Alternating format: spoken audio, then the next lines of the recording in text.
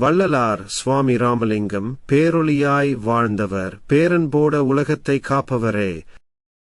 சுவாமி ராமலிங்கம் எல்லாராலும் வள்ளலார், பெரும் கொடையாளர் என்று அழைக்கப்பட்டவர்.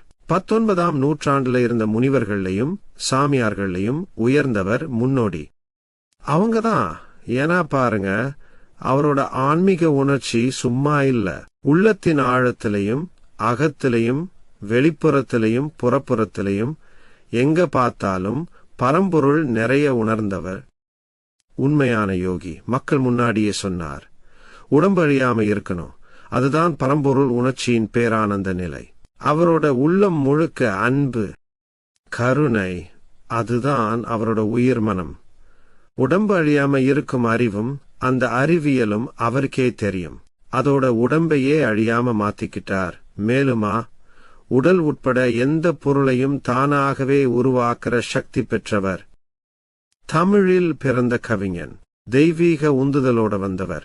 எத்தனை நிலை உணர்ச்சியோ அதையெல்லாம் பிரித்துணர்ந்தவர். சித்த சபையில அருள் சக்தியிடமிருந்து சத்தமின்றி உண்மை சொல்லை பெற்றவர். அவர் எழுத்தாளர், விமர்சகர், விளக்குனர். அமானுஷ்யம், ரசவாதம், ஜோதிடம், மருத்துவம், குறிப்பா மூலிகை, இலை, அவையில உள்ள உணவு, மருந்து விலையையும் நன்கு அறிந்தவர். இசையிலும் வல்லவர். அவர் பாடல்கள் எல்லாம் எளிமையான பாணியில இருந்தாலும் பரம்பொருள் உணர்வின் உச்சத்தை எடுத்துரைப்பவை. சத்திய ஞானத்தை கூட சுலபமா பாடலாக்கி பாட்டாச்சு. அருட்பா 6 தொகுதிகள். அதுல கடைசி தொகுதி ஆன்மீக வரலாற்றிலேயே தனிச்சிறப்பு. அதுல அவர் உணர்ந்த பெரும் உண்மை உலகம், அதற்கும் அப்பாற்பட்ட நிலையெல்லாம் வந்திருக்கு. மேலும் உடல் மாறாமலும் அழிவில்லாமலும் இருப்பதை வெளிப்படுத்தினார். ஒப்பீடு பண்ணும்னா அது ஸ்ரீ அரவிந்தர் விட்டு சென்ற ஆன்மீக யோக நூல்களோட தான் முடியும்.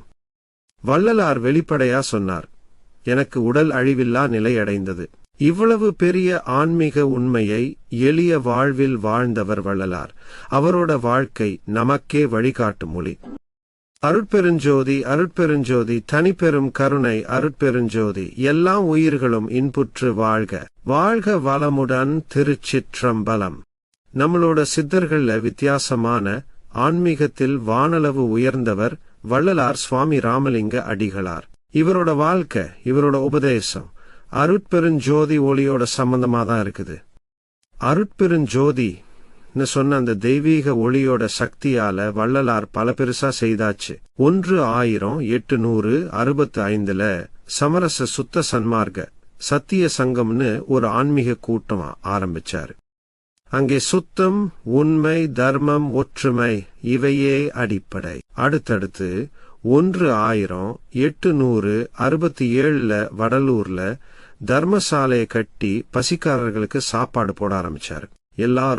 எல்லாருக்கும் கருணை காட்டணும், அதுதான் ஆன்மாவோட அருள், அதுதான் பெருங்கருணை கிடைக்க வழின்னு வள்ளலார் சொன்னாரு. அதுக்கப்புறம் 1872 வடலூர்ல சத்திய ஞான சபை கட்டினாரு. அந்த சபையில ஒரு விளக்கு எரியுது. அந்த ஒளி தான் உண்மை ஞான ஒளியோட சின்னம். அந்த விளக்கு 7 நிற திரை பின் இருக்குது. அதுதான் அறியாமை திரைகள். அந்த விளக்கை எப்பவும் எரிய வைக்கணும். அப்புறம் உலகத்துல அருட்பெருஞ்சோதி வெளிப்பட்ட பெரிய சித்திகளை காட் டுவாரு, வயதானவங்க இளமையா மாறுறது, சாவுனவரை உயிரோட எழுந்துறது மாதிரி. வள்ளலார் சொன்னாரு, மக்கள் தவறால சாக ஒப்புக்கிட்டாங்க, ஆனா நாம சாவே இல்லாம வாழணும். அதுக்காகவே அந்த சங்கம் சாவை அழிக்கிற பணிக்காக தான். சீடர்கிட்ட வள்ளலார் ஒரு மந்திரம் கொடுத்தாரு. அருட்பெருஞ்சோதி, அருட்பெருஞ்சோதி, தனிப்பெருங்கருணை, அருட்பெருஞ்சோதி. இந்த மந்திரம் மக்கள் மனசுல தெய்வ ஒளியோட அருள வேண்ட ஆசைய எரிச்சலாக்குச்சு. 1871 வரை 72க்குள்ளே பரந்த அருட பெருஞ்சோதி வெளிப்பட்டு இந்த பூமியையே ஆண்டுருவாருன்னு வாக்குறுதி கொடுத்தாரு. அப்புறம் நோய் இல்லாத, முதுமை இல்லாத, சாவே இல்லாத புதிய மனித ஜாதி வரும்னு சொன்னாரு. அப்படியே 1823 சிதம்பரம் அருகே மருதூர்ல பிறந்த பையன் ராமலிங்கம் உலகையே அருட்பெருஞ்சோதி ஒளியால விளக்கிய பெரும் வள்ளலாரா மாறினார். வள்ளலார் சொன்ன அந்த அருட்பெருஞ்சோதி நம்ம ஒளியா, நம்ம உயிரா, நம்ம வாழ்வா இருக்கணும். ஒரு நாள் ராமலிங்கத்தோட அம்மா கருவில இருந்தப்போ ஒரு சிவயோகி வர்றார். யாருக்கும் தெரியாம வந்த அந்த யோகி விபூதி கொடுத்து, உங்க கருவில இருந்து என் மாதிரி ஒரு பிள்ளை பிறக்கும் ஆசீர்வாதம் பண்ணிட்டு போயிட்டார். அந்த விபூதி ஆசீர்வாதத்தால் தான் ராமலிங்கம் கருவிலே இருந்த போதே தன் பிறவியை உணர்ந்தாரு. சாதாரணமா பிறந்தவங்க மாதிரி இல்ல. விதை உருவாகிற நேரத்திலிருந்தே தன் ஆன்மா அதுல கலந்து தெய்வ நமும் நல்ல உடல் அமைப்பும் இருக்கணும்னு ஒளி காத்துதுன்னு அவர்தானே சொல்றார் பெருவிண்ணப்பம்ல. 5வது மாதம் வந்ததும் பழக்கப்படி அம்மா அப்பா ராமலிங்கத்தை கூட்டிட்டு தில்லை சிதம்பரம் கோயிலுக்கு போறாங்க. அங்கே நடராஜர் முன்னாடியே சின்ன பையன் ஆனந்தமா சிரிச்சுக்கிட்டே இருப்பான்.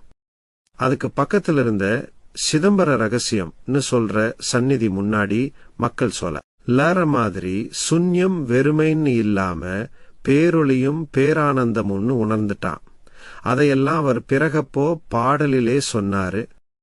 தாய் முதலோரோடு சிறிய பருவமதில் தில்லை தலத்திடையே திரை தூக்க தரிசித்த போது வேய்வகை மேல் காட்டாதே என் தனக்கே எல்லாம் வெளியாக காட்டிய என்மை உறவாம் பொருளே. அந்த ஆனந்த தரிசனத்துக்கு பின்பு மாத்திரம் ஓர மாதத்திலே ராமலிங்கத்தோட அப்பா உயிர் விட்டார். குடும்பம் மதராசு நகரத்துக்கு குடிபெயர்ந்தது. அண்ணன்கள் பஜனை பக்தி பிரசங்கம்னு வாழ்ந்தாங்க. ஆனா ராமலிங்கத்துக்கு சாக்கு போட்டு பள்ளி படிப்பு எதுவும் பிடிக்கல. 6 வயசிலே புருவக்கிடையே தியானம் பண்ணி கண்ணாடியிலேயே தன் இதய தெய்வமான முருகனை நேர்ல பார்த்தான். அவனுக்கு கற்றுக் கொடுக்க வந்த தமிழ் வித்வானே, இவனுக்கு நானேன்னு சொல்ல தேவையில்ல, தெய்வ குணம் உள்ளவன்னு விலகி போனாரா.